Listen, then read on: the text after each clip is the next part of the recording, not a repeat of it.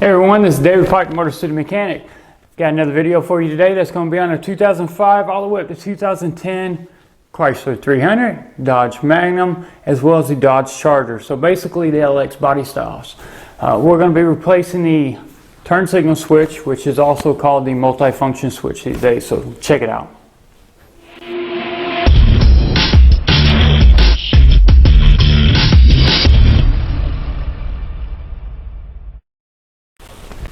Alright, so let's get the terminology correct, because depending on who you talk to and where you go, it's going to be called something slightly different. Back in the day, they were just called turn signal switches. Well, as times went by, things were incorporated into the switch for different features, such as some might have for the wipers, some might have for the headlights, some might have cruise control. It really depends, but as long as the turn signal is part of it, what they're basically calling it is the multifunction switch, which the definition of that's simple. It serves multiple purposes. So you may get it called a multifunction switch or turn signal switch. So that's what it is. So pretty much any kind of work we're going to be doing on the steering wheel and column is going to involve removing the driver's side airbag assembly. So anytime you got to deal with the airbag assembly or anything on the vehicle that's airbag related, you're going to want to disconnect the battery. The battery on this vehicle is located in the trunk up under the false floor next to the spare tire. Go ahead and disconnect the negative cable on that. Wait approximately 15 minutes. At that time the capacitors in the systems get time to discharge, and then you can proceed to getting the airbag assembly off. That way you don't hurt yourself or do any damage to the vehicle. So for those of you that have Magnums, Chargers, 300s, if you don't know where your battery is, open up the trunk, move everything out of the way, grab your false floor, pick it up. And what you'll see is on the passenger side right here will be your battery. So that's what you'll have to disconnect anytime you do anything electrical in the car, or if you need to replace your battery, that's where it's located.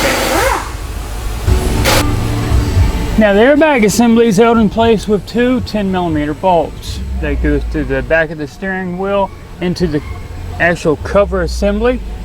What we have to do is you can reposition the steering wheel as much as you needed by rotating it. The main side you got to rotate for is the left side, because you got your cruise control and your multifunction switch. Once you raise it or lower it, whatever you need to do, you can get it to the back side. I'm just going to be using a 10mm deep 1/4" socket and a 1/4" ratchet, and I can get access to the little holes they got back here and break it loose and start taking it off. Now we've got two of them to take off, like I said, and once I get those off, we'll be able to pull the airbag assembly off the vehicle. Now here's the last 10mm I got to get to, and like I said, you can see the access hole. And I get my socket and break it loose and start working it. So this is my last one. Once I get this one off, time for the airbag. Now what I want to do, I want to get the steering wheel straight again, because there's a clock spring related to the steering column, and I go more in detail what the clock spring is once we get to it. But I want everything to be straight. That way it's in its straight ahead position, so I don't have any problems. And just grab the airbag at this point and pull back. Now we do have some electrical connectors we've got to take loose. We've got the two airbag connectors here. One of them's yellow and brown, the other's yellow and black. And we've got the horn.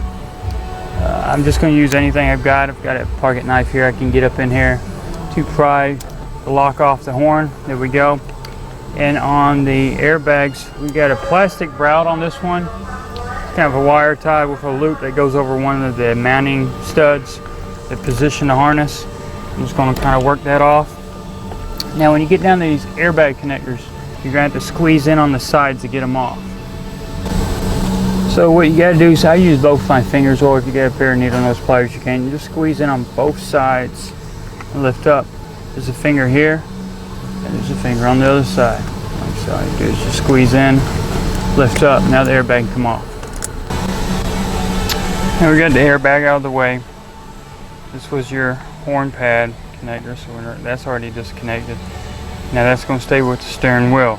Now we got one harness that comes through the opening of the steering wheel. That's that white connector right here that we need to unplug. Once we got that unplugged, we're down to the center bolt. The center bolt is a 10mm recessed Allen, so get you a 10mm. I'm going to be using the impact to back it off. And then what I'm going to do is I'm going to put it back in for a few threads, and then we're going to work on sliding this off.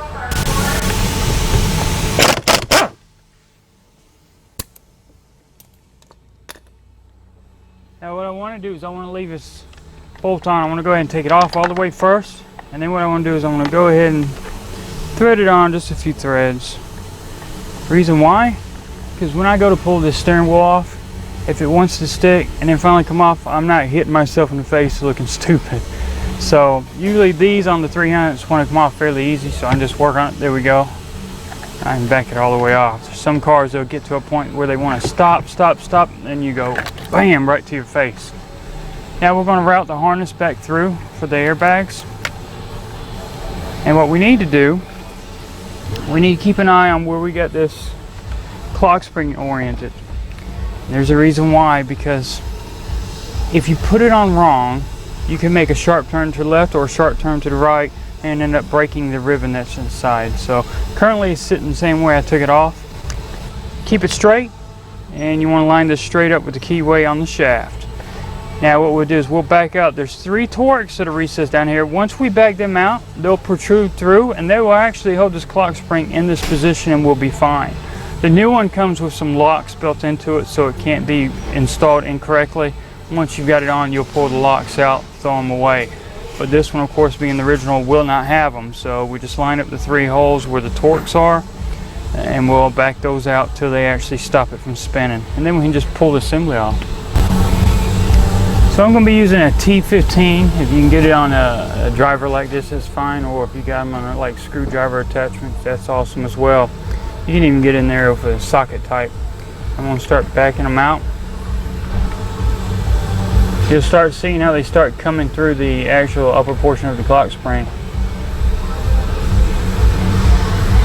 And there you go. That stopped it from spinning, so I ain't got to worry about it getting oriented wrong. Go ahead and back off the other ones as well. So now we've got the 3 T15s backed out.